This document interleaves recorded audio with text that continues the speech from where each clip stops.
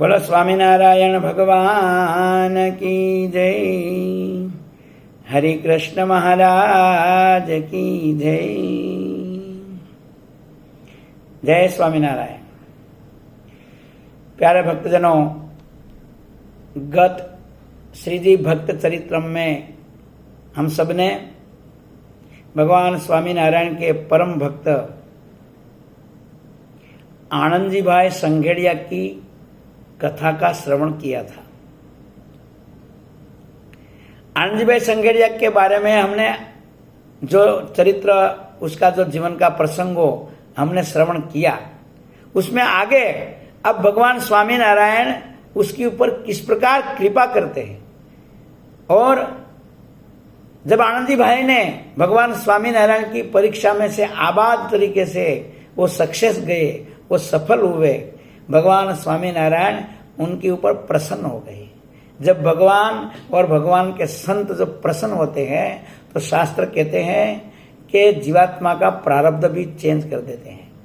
भगवान स्वामीनारायण वचनामृत गरुड़ा मध्य प्रकरण का 28 नंबर में कहते हैं कि अगर भगवान और भगवान के संत जिसके ऊपर प्रसन्न हो जाए तो उसका बुरा प्रारब्ध हो तो वो अच्छा हो जाता है, वो रंग हो तो वो राजा हो जाता है। उसका प्रारब्ध में कई ऐसी विचित्र घटनाएं लिखी हो, प्रलय महाप्रलय जितना दुख आने वाला हो, लेकिन जो भगवान और भगवान का संत को सेवा से प्रसन्न करे, आशीर्वाद प्राप्त करे, तो वो महाप्रलय जैसा दुख भी नष्ट हो जाता है और वो जीवात्मा परम सुखी हो जाता है।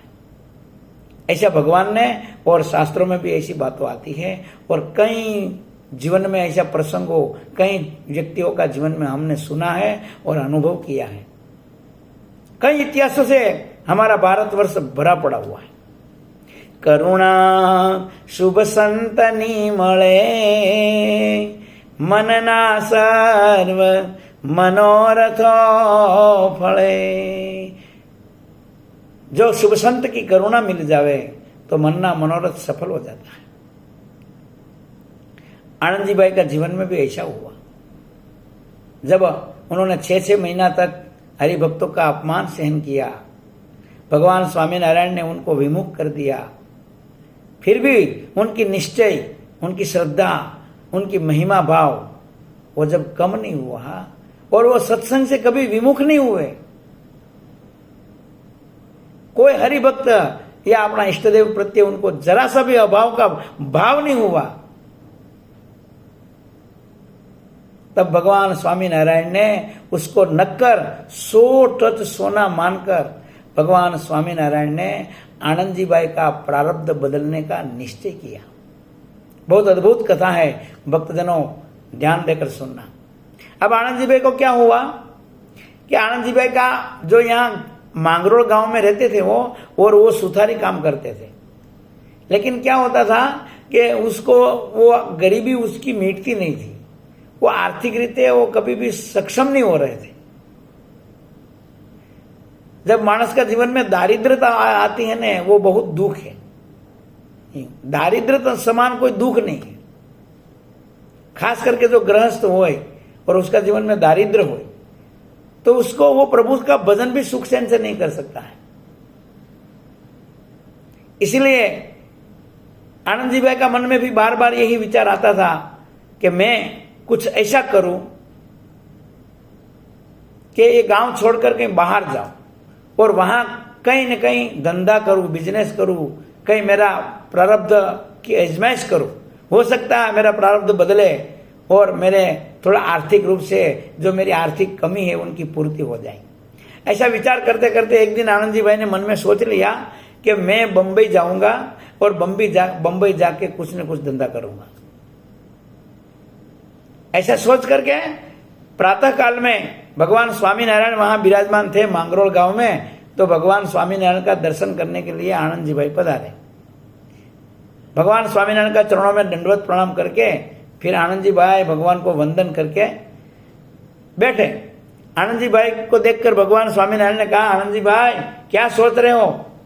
बोले प्रभु मन में एक विचार आता है थोड़ा दिन से कि यहाँ गांव में मेरा धंधा नहीं चल रहा है और घर खर्चा भी नहीं पूरा हो रहा है, इसलिए प्रभु मैं सोच रहा हूँ कि मैं बम्बई जाऊं और वहां पे जाकर मैं कुछ अच्छा तरीके कमाई सकूं, ऐसा धंधा बिजनेस कुछ करूं भाई। तब भगवान स्वामीनारायण बोले, अद्भुत बात बोले।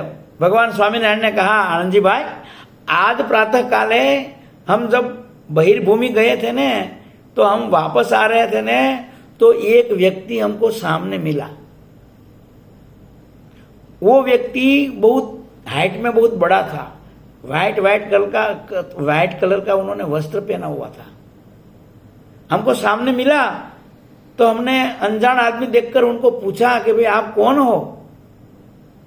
तो उन्होंने मुझे कहा, ये भगवान स्वामीनारायण आनंद जी भाई को बता रहे हैं, बहुत ध्यान से सुनना। और अब भगवान स्वामीनारायण ने आनंद जी भाई के ऊपर कृपा करना चाहता है, तो उन्होंने कृपा करके उसका प्रारब्ध चेंज करने का प्रभु ने निश्चय कर लिया। तो भगवान ने ये बात कही कि अब आनंद जी भाई, ये जो आदमी मुझे मिला अनजान आदमी था, मैंने उनको पूछ लिया कि भाई आप कौन हो?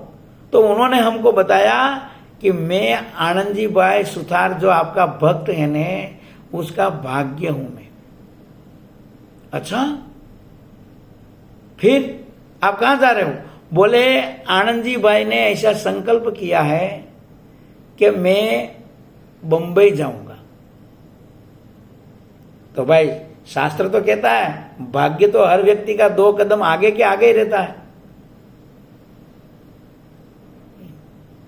भाग्य कोई बदल नहीं सकता है। एक दृष्टि देखो, 2 दृष्टि है भाई, बहुत ध्यान से सुनना। जो अब इसमें किसी को पूछना हो तो पूछ लेना भले। एक और शास्त्र यूं कहते हैं, देखो कि करोड़ जन्म हो जाए ने तो भी व्यक्ति का अपना जो कर्म होता है ना, वो उनका पीछा नहीं छोड़ता है। कोटि कल्पे शतैरपि, करोड़ कल्प चला जाए, लेकिन उन्होंने जो कर्म किया है ना, वो कर्म उनका पीछा छोड़ता नहीं है और उनका प्रारब्ध कोई बदलता नहीं है।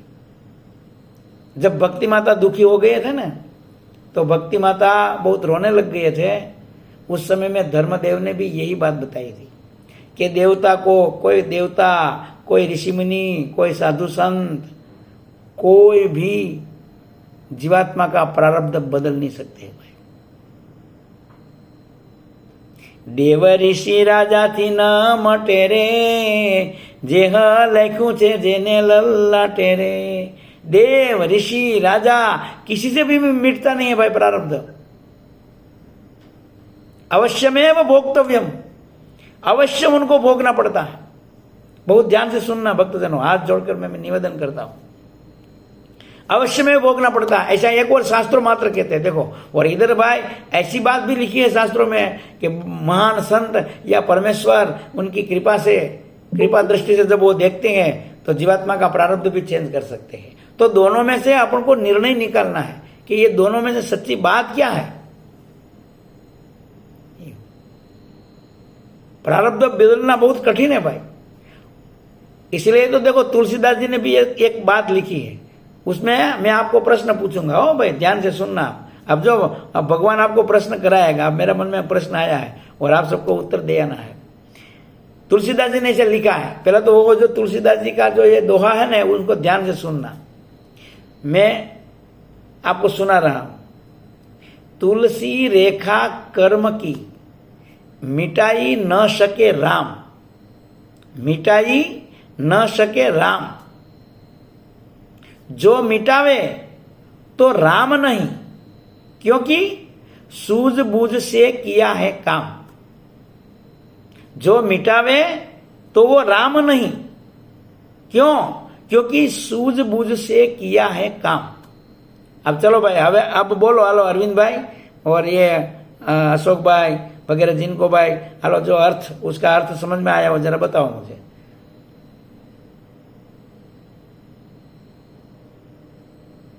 अगर समझ में ना आया हो तो फिर से बोल सकता हूं। एक व्यक्ति को एक बात जो बोले उनको म्यूट खोलना। हाँ बोलो। जय स्वामीनारायण। हाँ जय स्वामीनारायण। इसमें ऐसा बोला है कि जो भगवान ने जो कर्म और फल की जो रूपरेखा बनाई है कि जो कर्म करेगा वो तो भुगेगा ही भुगतेगा ही भुगतेगा, तो वो राम भगवान ने मतलब भगवान ने ही बनाया है। अगर वो गलत हो जाए तो भगवान कैसा है ऐसा। बराबर। हालो, और किसी को कहना है? बताओ जिग्नेश भाई। अच्छा, तो तुलसीदास जी ने ऐसे लिखा है कि भाई पहला तो यूं लिखा है, मिटा ही न सके राम, मतलब कि भगवान भी नहीं मिटा सकते हैं। हालांकि भगवान मिटा जरूर सकते हैं, लेकिन फिर भी तुलसीदास जी ने ऐसे लिखा है, मिटा ही न सके राम। फिर उसका उत्तर दूसरा, क्यों नहीं मिटा सके राम? तो कि जो अगर भगवान मिटाने लगे तो वो रामच कहां रहे हो, क्योंकि भाई अनंत जीव है। अनंत जीव का अनंत प्रकार का प्रारब्ध होता है और एक दूसरे का कर्म संबंध एक दूसरे के साथ जुड़े हुए होते हैं। बहुत ध्यान से सुनना, अगर एक व्यक्ति का प्रारब्ध बदला जाए तो उनके साथ जो कनेक्शन वाले लोग हैं ना, उनका भी प्रारब्ध में चेंज हो जाता है, क्योंकि सृष्टि चक्र जो है ना वो एक दूसरे के साथ जुड़े हुए हैं।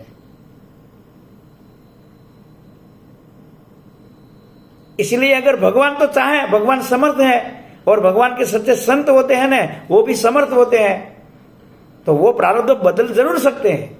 लेकिन फिर भी वो ज्ञानी है, वो बहुत विवेकी है, इसलिए वो दूसरे का प्रारब्ध कभी बदलेगा नहीं। क्यों नहीं बदलेगा बताओ? क्योंकि अगर वो भाई हजारों लाखों करोड़ों भक्त होते हैं भगवान के, अगर वो सबका प्रारब्ध यूं बदलने लगे तो फिर ये जो सृष्टि क्रम है ने, जो भगवान ने सृष्टि की रचना की है ने, वो अदल चाले ही नहीं। उसमें कई प्रकार की बाधाएं आवे, विक्षेप आवे। और दूसरी बात, अगर भगवान की सृष्टि अदल नहीं चाले तो भगवान ने सोच समझ के काम किया ही नहीं है, वो बात होती है। जैसे अपन नहीं, हम सब कोई एक कार्य करते हैं और उसमें बार बार विक्षेप आता रहता है। जैसे अपन मोबाइल लिया, कंपनी ने मोबाइल बनाया, अगर वो मोबाइल सही चाले नहीं तो कंपनी वाला का दोष होता है कि भाई कंपनी वाला ने सही बनाया ही नहीं, इसलिए नहीं सही चल रहा है।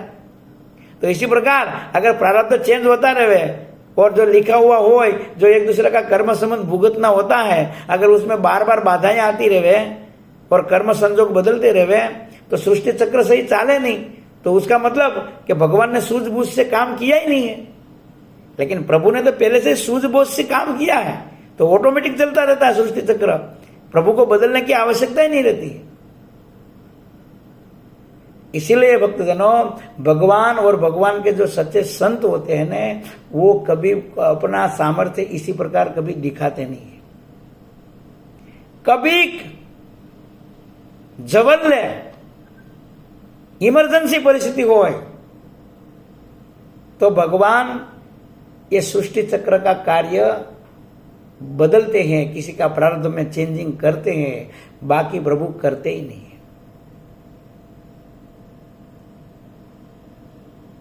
इसीलिए तो देखो ना, द्रौपदी का 5 पुत्र, जब द्रौपदी को अंतिम युद्ध की रात्रि थी, युद्ध विराम हो गया था, दुर्योधन घायल अवस्था में वहां पड़ा हुआ था सरोवर के किनारे पे, और उस समय में अश्वत्थामा जब आने वाला था और रात्रि में सबको जला डालने वाला था, तो भगवान कृष्ण तो जानते थे, भगवान कृष्ण जानते थे कि रात को ये जो द्रौपदी मेरी प्रिय सखी है और मेरी परम भक्त है, उसका जो 5 बेटा है ना, उसका भी विनाश होने वाला है।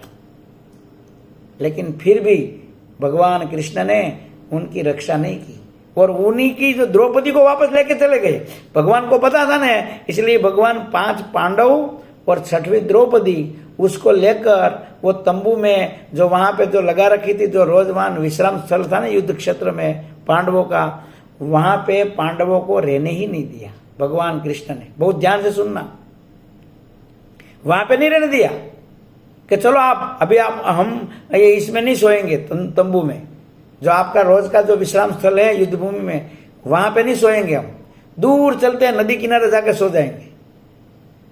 अब पांडवों ने कहा, भीम ने कहा, प्रभु ये क्या बात हुई, इतना दिन से तो नींद निकालने का टाइम ही नहीं मिल रहा था प्रभु, युद्ध में इतने व्यस्त थे, थक जाते थे पूरे, फिर भी नींद पूरी नहीं हो रही थी। अब आज तो हमने सोचा था कि शांति से नींद निकालेंगे, अब युद्ध तो खत्म हो गया और आप कह रहे हो यहां सो ही मती। भगवान ने कहा आप मेरी आज्ञा मानो, आप लोगों को यहाँ सोना नहीं है, मेरे साथ चलो। अब भगवान ने कह दिया तो उन लोगों ने, पांडवों ने, द्रौपदी ने बहुत वो तर्क वितर्क नहीं किया और भगवान की आज्ञा मान के वो नदी किनारे सोने चले गए। तो मेरा कहने का भाव है कि भाई नदी किनारे द्रौपदी को ले जा सकते हैं भगवान, उनकी रक्षा कर सकते हैं, तो द्रौपदी का 5 पुत्रों की भगवान रक्षा कर सकते हैं कि नहीं कर सकते, बताओ मुझे। लेकिन उनकी रक्षा प्रभु ने की नहीं, क्योंकि जरूरत थी, इन्हीं का प्रारब्ध चेंज किया। देखो उन लोगों का प्रारब्ध में भगवान ने बिल्कुल कोई विक्षेप नहीं किया। इसलिए वास्तव में देखा जाए तो भगवान और भगवान का सच्चे संत जो होते हैं वो सर्वसमर्थ होते हुए भी वो किसी का प्रारब्ध में चेंजिंग नहीं करते हैं। उसके पास में कैपेबिलिटी भी है और कंट्रोल, अपनी सामर्थ्य ऊपर कंट्रोल भी है। आपको पता हो ना, तो एक बार ऐसी घटना बनी थी कि हरिभक्त तो भगवान स्वामीनारायण के पास में आए थे, क्योंकि बारिश नहीं हो रही थी। बहुत ध्यान से सुनना, बारिश नहीं हो रही थी तो सबने सोचा कि अभी तो प्रभु यहाँ प्रकट विराजते हैं, तो भगवान को प्रार्थना करेंगे तो भगवान बारिश करवाएंगे। भगवान तो सर्वसमर्थ है और हम तो भगवान स्वामीनारायण के आश्रित हैं, तो हमारा काम हो जाएगा। ऐसा सोचकर भगवान स्वामीनारायण के पास में हरिभक्त सब आए और हरिभक्तों ने भगवान स्वामीनारायण को प्रार्थना करी कि प्रभु बारिश नहीं हो रही है तो हमारा पशु, हमारी खेती, हमारा जो हमने खेत में जो फसल बोई है वो सब खत्म हो जाएगी और हम सब दुखी हो जाएंगे, हमारे पशु मर जाएंगे, तो आप कृपा करके आप बारिश करवाओ, आप तो सर्वसमर्थ हो। तब भगवान स्वामीनारायण ने उनको बोला कि भाई इंद्र महाराज हैं, वो बारिश का काम करते हैं, वो डिपार्टमेंट हमने उनको दिया है और इंद्र महाराज की इच्छा नहीं है, इसलिए बारिश नहीं होगी। अब भगवान ने कुछ ध्यान दिया नहीं, देखो प्रारब्ध चेंज नहीं किया भगवान ने। तो हरिभक्त तो बेचारा उदास होकर फिर सोचा कि जैसे भगवान स्वामीनारायण समर्थ है ना, ऐसे ही गुरु गोपालानंद जी भी समर्थ है, तो चलो अपने गोपालानंद स्वामी के पास में जाते हैं। भाई जीवात्मा को तो यही है, जीव है ना, उनको तो यही चाहिए बस, हमको तो हमारा ये जो भगवान और संत है उसके पास में इस लोक का लाभ लो। ये मोक्ष की किसको पड़ी है यहाँ पे? ये तो अभी अपने पास में भी कोई ऐसा संत नहीं है हो गोपालानंद स्वामी जैसा। बाकी अगर ऐसा होता ना तो हम भी बार बार जाके वही काम करते, लौकिक चीजों की डिमांड करते हैं हम। इसलिए सब हरिभक्त मिलकर गोपालानंद स्वामी के पास में आए। अब गोपालानंद स्वामी के पास में आए तो गोपालानंद स्वामी को विनंती करी कि बाप जी आप तो समर्थ हो और हरिभक्त सब दुखी हैं, पशुओं सब दुखी हैं, पंचे वो भी दुखी हो जाएंगे, इसीलिए कृपा करके आप बारिश करो। तब गोपालानंद स्वामी ने कहा कि प्रभु के पास में गए थे, बोले भगवान के पास में गए थे, लेकिन प्रभु ने तो कुछ हमारी रिक्वेस्ट को सुनी नहीं और अनसुनी कर दी, उन्होंने तो इंद्र का बहाना बता दिया।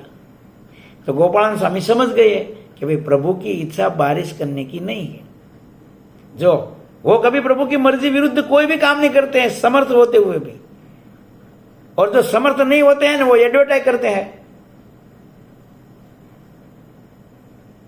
उनके पास में शक्ति होती नहीं है, लेकिन वो अपना पेट भरने के लिए लोगों को उल्लू बना के ये चमत्कार का सर्जन करवाते हैं। लेकिन ये बहुत असाधुता होती है। साधुता जो सच्ची होती है वो स्वयं चमत्कार सर्जन कर सके, ऐसी उसमें सामर्थ्य होते हुए भी वो अपना स्वयं ऊपर प्रभु की मर्जी के विरुद्ध कुछ भी कार्य नहीं करते। इसलिए यहां पे भी ऐसा हुआ कि भगवान सृष्टि में कभी विपरीतता लाते नहीं है। कभी कोई संजोग ऐसा हो जाता है कि विशिष्ट रूप में भगवान किसी के ऊपर प्रसन्न हो जाए तो भगवान उसके लिए, और सृष्टि कार्य में जरूरी हो अगर, तो भगवान वो कार्य करते हैं। जैसे कि यहाँ द्रौपदी को और 5 पांडवों को सृष्टि का कल्याण के लिए उसको जिंदा रखना जरूरी था,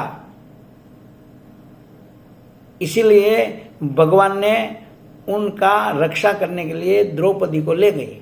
लेकिन उनका 5 बेटाओं को प्रभु ले ही नहीं गए। इसलिए तो जब द्रौपदी को दूसरे दिन पता चलता है ना कि मेरा 5 बेटा मर गए, तो द्रौपदी रोती रोती भगवान को ही कोसती है। क्या कृष्ण आप तो जानते थे ना, हम नहीं जानते थे। हम तंबू में, हम हमारा विश्राम स्थल में रात विश्राम करने के लिए हम आग्रह कर रहे थे, फिर जबरदस्ती आप हमको नदी किनारे ले गए। तो आप कम से कम इतना तो कर सकते थे ना, मेरा बेटा को भी साथ में ले लेते। लेकिन हे कृष्ण, आपने मेरा बेटा को मरवा दिया। और भगवान है ना, हाउ मूड होकर सुन रहे थे, कुछ भी प्रत्युत्तर नहीं दे रहे थे। बोलो, निष्ठुर हो गए थे भगवान। बहुत रोई द्रौपदी। फिर द्रौपदी को भगवान ने थोड़ा ज्ञान दिया था और उसको आश्वस्त की थी। कहने का भाव क्या है कि अगर जो सृष्टि में ऐसे हर किसी का प्रारब्ध में फेरबदल की जाए, तो ये सृष्टि क्रम भगवान ने जो सूझबूझ से बनाई है, वो सूझबूझ का कोई मतलब ही नहीं रहे। इसीलिए तुलसीदास जी कहते हैं कि जो मिटावे तो राम नहीं। अगर वो अपना कार्यक्रम को चेंज किया करे बार बार, अपना जो कर्तव्य, अपना जो सर्जन है उसको बार बार चेंजिंग किया करे, तो वो राम कहाँ रहे फिर। मिटावे तो राम नहीं, क्योंकि सूझबूझ से किया है काम। बहुत सूझबूझ से भगवान ने सृष्टि की रचना की है।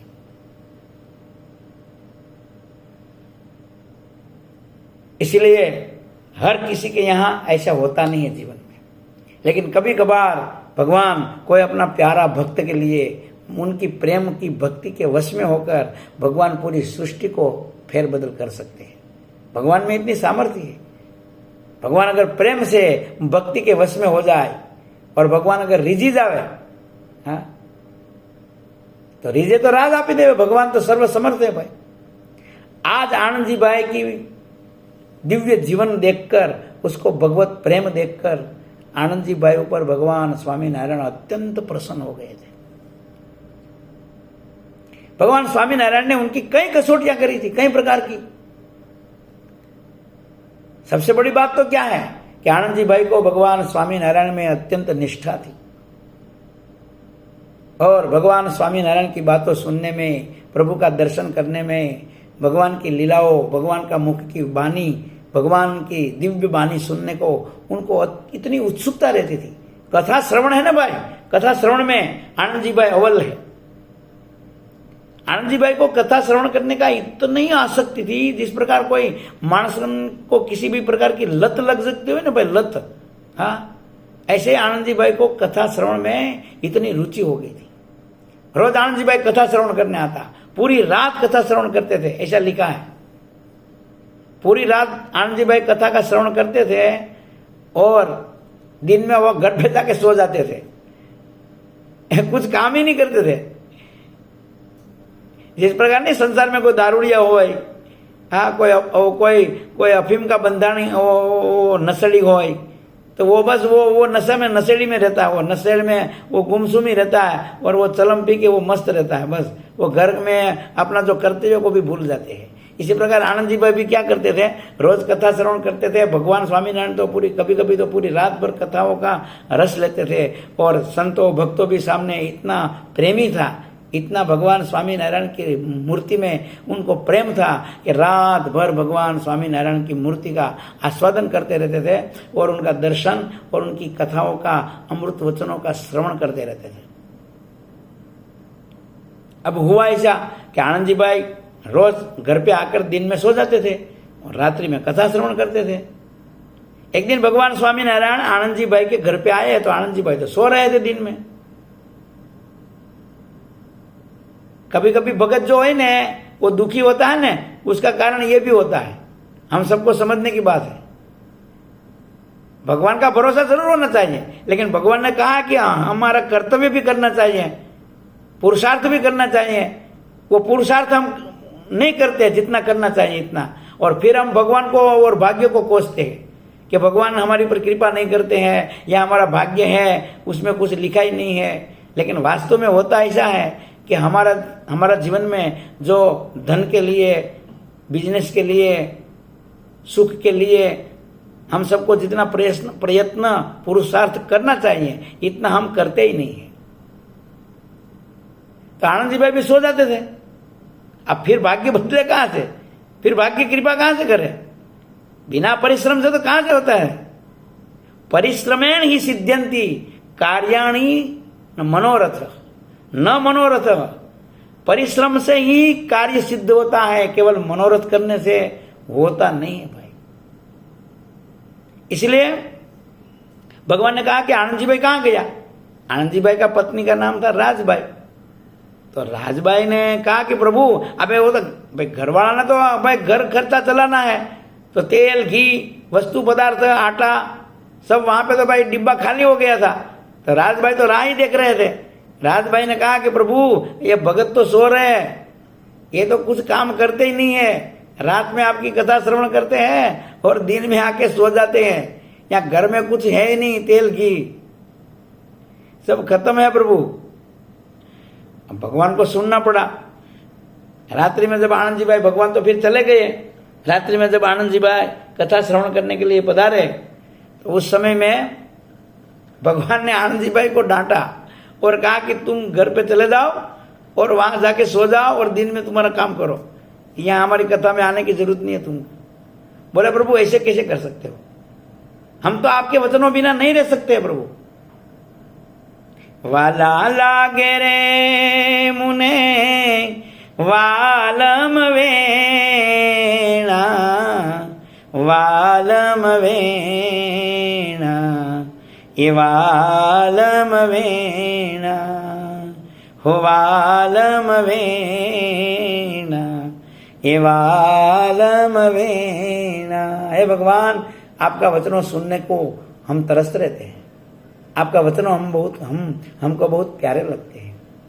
ये वचनामृत सांभळवा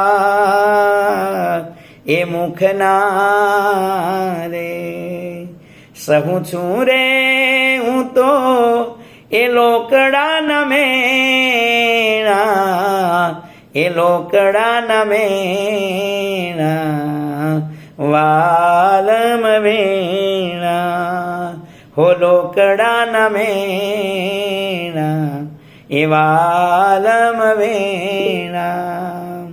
वाला लागे रे मुने ये वालम वेणा, ये वालम वेणा वालम वेणा। हे भगवान, हे कृपानाथ, आपका वचनों सुनने के लिए हम तरसते रहते हैं। अगर आप हमको भगा दोगा फिर हम आपका वचनों कैसे सुन पाएंगे? आपकी कथा श्रवण करने के लिए हमारा कान तरसते रहते हैं। तब भगवान स्वामीनारायण ने कहा कि देखो, आप गृहस्थी हो, आपका कर्तव्य है परिवार का पालन करना, और परिवार का पालन करने के लिए धन की आवश्यकता पड़ती है, और धन के लिए धंधा करना पड़ता है, पुरुषार्थ करना पड़ता है। इसीलिए परिवार का पालन करते हुए जितना बने इतना भजन श्रवण कीर्तन वगैरह करना चाहिए। हाँ, आपको कथा श्रवण करनी हो तो हमारी आज्ञा है कि आप दिन में नींद नहीं निकालोगा, दिन में अपना व्यवहारिक काम करोगा, फिर रात्रि में कथा सुनने आओ तो हमको कोई दिक्कत नहीं है। आनंद जी भाई तो गर्जवान थे, उन्होंने कहा प्रभु ठीक है, आपकी जैसी आज्ञा, आपकी आज्ञा में शिरोधार्य करता हूं। आज के बाद मैं दिन में सोऊंगा नहीं, मैं धंधा करूंगा, मैं व्यवहार करूंगा, मैं मेरा कर्तव्य निभाऊंगा प्रभु, लेकिन मुझे कथा सुनने दो। भगवान ने कहा ठीक है भाई, आप कथा सुनने आना, लेकिन दिन में अपना काम करो। तो प्रभु भक्त जो होता है वो अपना प्रभु की आज्ञा का पालन करता है, अक्षरशः पालन करता है। अब भाई दूसरे दिन पूरी रात तो रात उसी रात्रि को उन्होंने, आनंद जी भाई ने पूरी रात्रि कथा श्रवण किया और दिन में पूरा दिन काम किया। अब सुथारी काम होता है, लकड़ी को उठानी, इधर उधर करनी, बार बार ऊंचा नीचा बैठना उठना, बहुत कठिनाई काम होती है। पूरा दिन आनंद जी भाई थक गए थे, रात्रि में नींद नहीं हुई थी, लेकिन भाई व्यसन हो गया था ना, उनको लत लग गई थी प्रभु की कथा श्रवण करने की। इसलिए कथा में गए, आसन लगाकर बैठे, भगवान स्वामीनारायण ने दिव्य अध्यात्म वार्ताओं कहने का आरंभ किया। भगवान स्वामीनारायण की वार्ता आध्यात्मिक वार्ता आवे, आत्मा परमात्मा की वार्ता आवे, ज्ञान वैराग्य की बातों आती है ना तो थोड़ी कठिन होती है। आनंद जी भाई को नींद आने लगी हो भाई, झोंका आने लग गया। जब आनंद जी भाई को झोंका आने लगा ने, भगवान स्वामीनारायण ने कहा, ए आनंद जी ये क्या हुआ, कथा में नींद निकालते हो क्या? आनंद जी भाई ने हाथ जोड़कर कहा, प्रभु मुझे क्षमा करना, आज दिन भर मैंने काम किया है, कल रात्रि पूरी मैंने सोया नहीं था, अब नींद नहीं निकली तो प्रभु झोंका तो आएगा। भगवान स्वामीनारायण ने कहा, तो खड़े खड़े कथा श्रवण करो। आनंद जी भाई खड़े हो गए। भर सभा में भक्तजनों, इतने लोग बैठे हो, उनकी बीच में हम सबको खड़ा करें, खड़ा खड़ा कथा श्रवण करने के लिए कहे, तो हम सब तो हमारी इज्जत के लिए रोते रहते हैं भाई। आनंद जी भाई ने सबके बीच में खड़ा होकर कथा श्रवण करी। लेकिन भाई शरीर है, प्रकृति के अधीन है, शरीर का भी एक धर्म होता है, इसीलिए खड़े खड़े भी उनको झोंका आने लगा। तब भगवान स्वामीनारायण ने कहा, देखो ये आनंद जी बहुत बड़ा कथा श्रवण करने का भक्त है, लेकिन कथा में तो ये नींद ही निकालता है, खड़ा कर दिया तो भी झोंका खा रहा है। ऐसा करो, उनकी जो शिखा है ना चोटी, वो जरा ऊपर जो बांस लटका हुआ है ना केलू के लिए छत पे, वहां पे उनकी चोटी रस्सी से बांधो, ताकि अगर झोंकू आवे तो भी रस्सी से अपनी चोटी से बाल खींचाएगा। और आनंद जी भाई का बाल की जो चोटी थी वो वहां बांस ऊपर जो लकड़ी की छत होती है ना, वहां पे उनको रस्सी से बांधी। इतना सबके बीच में आनंद जी भाई का तिरस्कार किया, इसी प्रकार कठिन परीक्षा ली, फिर भी आनंद जी भाई कथा छोड़कर घर पे नहीं गए, फिर भी उनको झोंका आ रहे थे।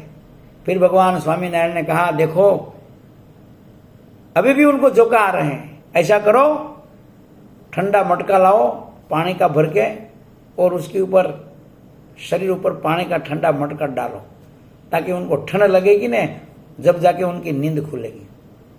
इतनी ठंड में भगवान स्वामीनारायण ने आनंद जी भाई का शरीर ऊपर ठंडा मटका वाला पानी डाल दिया, शरीर कंपने लग गया। लेकिन आनंद जी भाई ने कथा श्रवण में से श्रद्धा कम हुई नहीं भाई उसकी, क्योंकि आनंद जी भाई कथा की महिमा जानते थे। हळवे पुण्य होय नहीं, वळी हरि कथा नो योग, मोटे भाग्ये आवे मळे, वळी मीटे महाभवरोग। ये कथा ऐसा रस है भाई, ये कथा है ना वो भवसागर की दवा है, भवसागर पार करने की अक्षर दवा ये कथा है।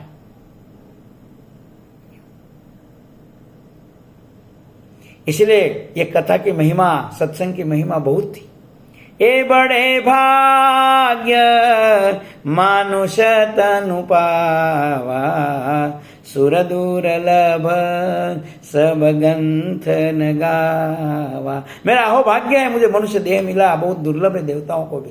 कथा श्रवण करके विवेक जगाई, आत्मा परमात्मा में प्रीति कर लेनी चाहिए, ऐसी महिमा वो कथा की जानता था। इसीलिए इतना ठंड होने के बाद में पूरा शरीर कंप रहा था, गिला था, फिर भी आनंद जी भाई कथा का त्याग करके गए नहीं।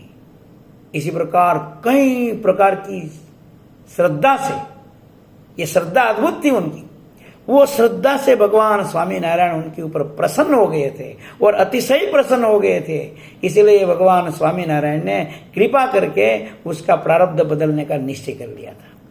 जब भगवान स्वयं प्रसन्न हो जाते हैं ना भक्ति देखकर भाई, हाँ, तो फिर भगवान के लिए तो कोई भी चीज असंभव नहीं है। इसलिए भगवान स्वामीनारायण ने आनंद जी भाई को कहा कि आपका जो भाग्य है ना वो बंबई में पहला चला जाएगा, वो तो आगे ना आगे रहेगा, अगर आप बंबई जाओगा भी न तो भी आपका जो भाग्य है न वो पीछे पीछे नहीं आगे आगे जाएगा और आगे जाकर आपके लिए वहां पे गरीबा ही रखेगा। आप वहां पे भी गरीब ही रोज करोगा, क्योंकि आपका भाग्य में ये लिखा है। आपको सड़ी हुई ज्वार ही खाने को मिलेगी। आपका भाग्य में वो ही लिखा है। तब आनंद जी भाई ने हाथ जोड़कर कहा, प्रभु तो फिर मैं क्या करूं, बताओ मुझे। आप ही ने तो मुझे सिखाया है कि गृहस्थ हो तो उसका पुत्र परिवार का सबका पालन करना चाहिए, तो फिर मैं करूं क्या। तब भगवान स्वामीनारायण ने कहा कि हमारी आज्ञा अनुसार करो, आप यहीं सुथारी काम करो, और अगर आप कोई सुथारी काम में कोई कला जानते हो, तुम्हारा जो कार्य है सुथार का, तो उसमें कोई ऐसी चीज बनाओ ताकि दुनिया को पता चले कि तुम इतने कारीगर हो, ऊंच कोटि के। कहा ठीक है प्रभु, आपकी मर्जी होगी, आप जो प्रेरणा करोगा हृदय में, ऐसा कुछ मैं करूंगा। आनंद जी भाई को भगवान स्वामीनारायण की प्रेरणा से ऐसी बुद्धि सूझी, हृदय में ऐसा प्रेरित हुआ कि उन्होंने एक ऑटोमेटिक चाबी से चलने वाला झूला बना दिया। बस वो झूला ऊपर लकड़ी का झूला था, उसके ऊपर बैठो और चाबी लगाओ, वो अपने आप झूला डोलता रहे। झूला किसी को डालना नहीं पड़े, ऑटोमेटिक झूला चलता रहे। बस ऐसी उसमें एक कड़ आवे, ऐसी चाबी लगाई। अपनी कारीगर जो अपनी जो कुशलता थी अपना कर्म में, वो आनंद जी भाई ने दिखाई। भगवान स्वामीनारायण उनको देखकर बहुत प्रसन्न हो गए।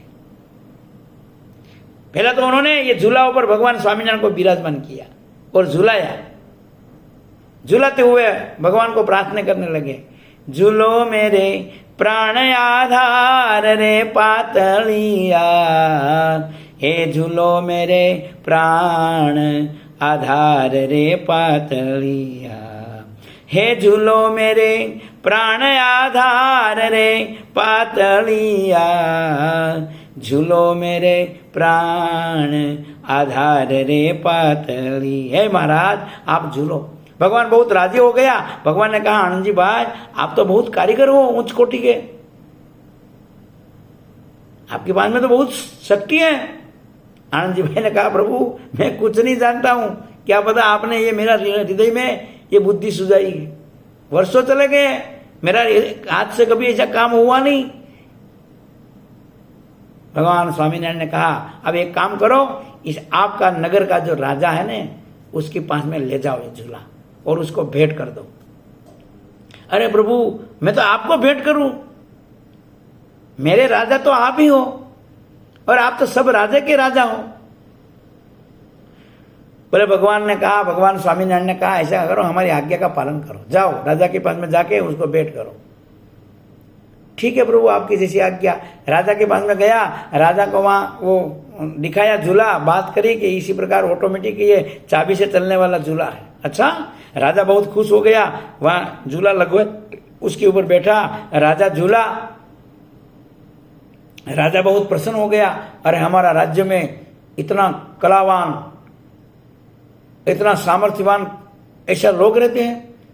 कहा कि आनंद जी भाई जो चाहिए जो मांग लो। भगवान स्वामीनारायण ने आनंद जी भाई को कहा था कि अगर राजा प्रसन्न होकर कुछ कहे देने के लिए तो उसके पास में दूसरा कुछ नहीं मांगना, जमीन मांग लेना।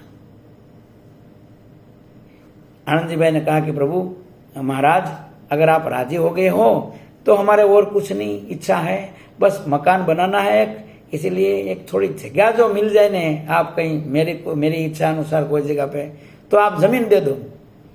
तुरंत राजा ने अपना मंत्रियों को बोला कि इसको जहां चाहिए और जितनी चाहिए इतनी जगह उसको नपती करके दे दो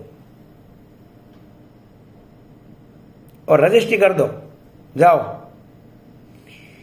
राजा का आदेश हुआ। आनंद जी भाई को जहां थी जगह थी वहां बताई गई। भगवान स्वामीनारायण का इशारे अनुसार आनंद जी भाई ने जगह चॉइस कर ली थी। भगवान ने कहा कि इसी जगह पे जगह लो। भाई भगवान स्वामीनारायण आज कृपा वर्षी की हो भाई, हाँ हृदय भगवान स्वामीनारायण का आज करुणामय हो गया था भाई, अढळक ढली गया भाई। ए अढळक ढलिया रे ए सखी मुने अभर भरी, आज मैं तो भेटा रे ए अंक भर प्रगट हरी, ए आनंद उदियो रे ए निरखी हो निरखी नजर ठरी। आज भगवान अढळक ढली गया भाई। भगवान स्वामीनारायण ने कहा, आनंद जी भाई इसी जगह पर जगह चॉइस करो, भले प्रभु आपकी जैसी आज्ञा। जगह मिल गई आनंद जी भाई को। अब भगवान स्वामीनारायण ने कहा, अब नीम खोदना शुरू करो, पाया खोदने का आरंभ कर दो। और आनंद जी भाई उनका परिवारजनों नीम खोदने लगे मकान बनाने के लिए। नीम खोदने लगे भाई, खोदते खोदते खोदते 2, 4, 5 एक फुट जब नीम गहरी गई होगी ना, अचानक जैसे उन्होंने कोदाली लगाई ना धरती ऊपर, तो कोदाली में कहीं विचित्र आवाज आया भाई। जिस प्रकार कोई पित्तल का बर्तन हो वो टकरावे, कोई लोहे की चीज टकरावे, ऐसा आवाज आई। चारे ओर खोद के निकाला ना तो भाई इतना बड़ा चरु हो भाई, इतना बड़ा पूरा वो मटका निकला अंदर से, बहुत बड़ा चरु वो मटका निकला। आनंद जी भाई ने तुरंत निकाल के अंदर देखा ना भाई, तो सोना मोर से भरा हुआ था। अढळक ढलिया रे ए सखी मुने अभर भरी, ए अढळक ढलिया रे सखी मुने अभर भरी, आज मैं तो भेटा रे अंक भर प्रगट हरी। आनंद जी भाई वो पूरा चरु लेकर भगवान स्वामीनारायण के पास में आए। प्रभु ये देखो, ये इतना बड़ा गोला, पूरा बड़ा मटका, ये संपत्ति से भरा हुआ निकला है। भगवान स्वामीनारायण ने कहा कि अब राजा के पास में जाकर इसको भेंट करके आओ, जाओ। राजा के पास ले गए कि महाराज आपने तो मुझे जमीन प्रदान की थी ने, उसमें से ये देखो ये सोना मोर निकली हुई है, धन निकला है इतना। राजा ने कहा तुम्हारा जमीन मैंने तुमको अर्पण कर दी।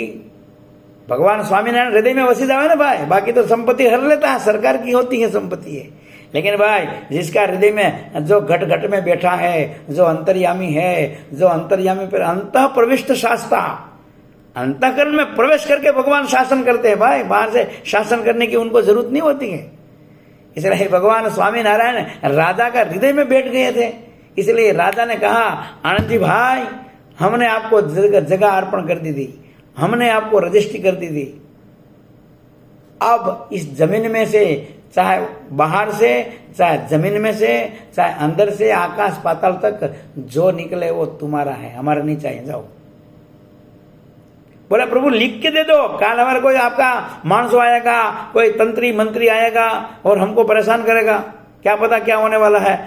आनंद जी भाई ने तांबा का पत्र ऊपर लिखवा लिया। देखो भाई ताम्र पत्र ऊपर लिखवा लिया, राजा ने नीचे अपनी साइन कर दी थी। और उसके बाद में भगवान स्वामीनारायण के पास में वो लेख लेकर आए, कहा कि प्रभु देखो अब राजा ने तो सबको बोल दिया कि इसमें जो निकले वो तुम्हारा, हमारा कोई हक नहीं है। अब भगवान स्वामीनारायण हंसते हंसते कहने लग गए आनंद जी भाई अब आपका भाग्य बदल गया, आप है ना रात को खोदना, दिन में नहीं रात को खोदने लगो।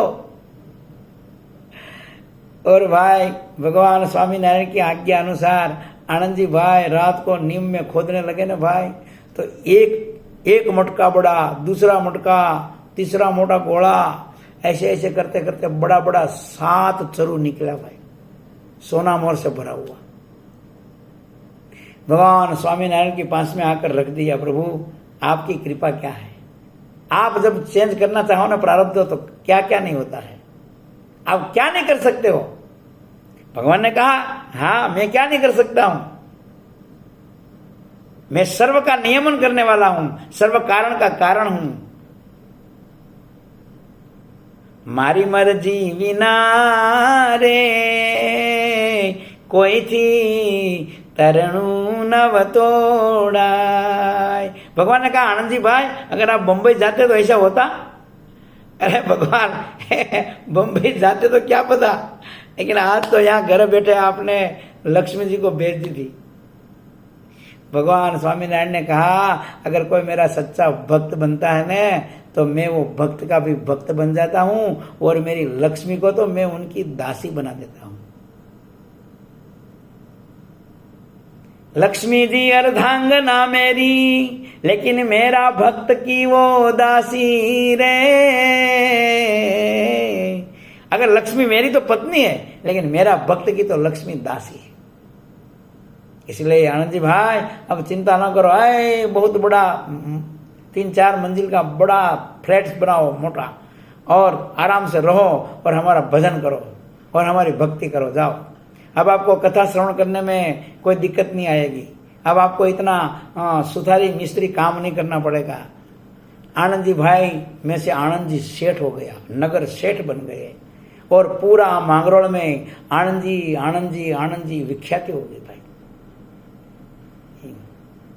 इसीलिए तो भाई कहा ना कि भगवान स्वामीनारायण का आश्रय कोई जीव करे, तो आरती में मुक्तानंद स्वामी लिखते हैं ना कि पुरुषोत्तम प्रगटनु जे दर्शन करे से, प्रभु जे दर्शन करे से, काल कर्म थी छूटी कुटुंब सहित तरसे।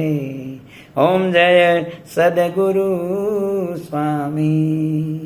फिर तो आनंद जी भाई सर्व प्रकार सुखी हो गए और भगवान स्वामीनारायण की अखंड भक्ति करके अपना जीवन यापन किया, और भगवान स्वामीनारायण को तन से मन से धन से खूब खूब सत्संग में सेवाओं उत्सवों समयाओं करी, हरि भक्तों को संतों भक्तों की सेवाओं करी, और भगवान स्वामीनारायण की प्रसन्नता का पात्र बन गए। कई लीलाएं हैं आनंद जी भाई का जीवन में। हमने यथाशक्ति ये लीलाओं का श्रवण किया। भक्तजनों, सार मात्र इतना ही है कि भगवान की कथा वो हमारा धन है। अगर कोई भगवान की कथा श्रवण करने में श्रद्धा रखता है तो भगवान का कृपा पात्र हो जाता है, भगवान का आश्रयधारी हो जाता है। आनंद जी भाई का जीवन में ऐसा अंग था, जैसा गुण जैसी भक्ति आनंद जी भाई का जीवन में थी, और उन्होंने जिस प्रकार प्रभु को प्रसन्न किया, भगवान की हर कसौटी में से वो पार उतरे, और भगवान स्वामीनारायण ने जिस प्रकार कृपा करके उसका प्रारब्ध बदल दिया, इसी प्रकार हमारा जीवन में भी आनंद जी भाई जैसा गुण संस्कारों भक्ति निश्चय श्रद्धा उपासना दृढ़ हो जाए, और भगवान स्वामीनारायण की कृपा के हम भी पात्र बने और हमारा जीवन धन्य बने।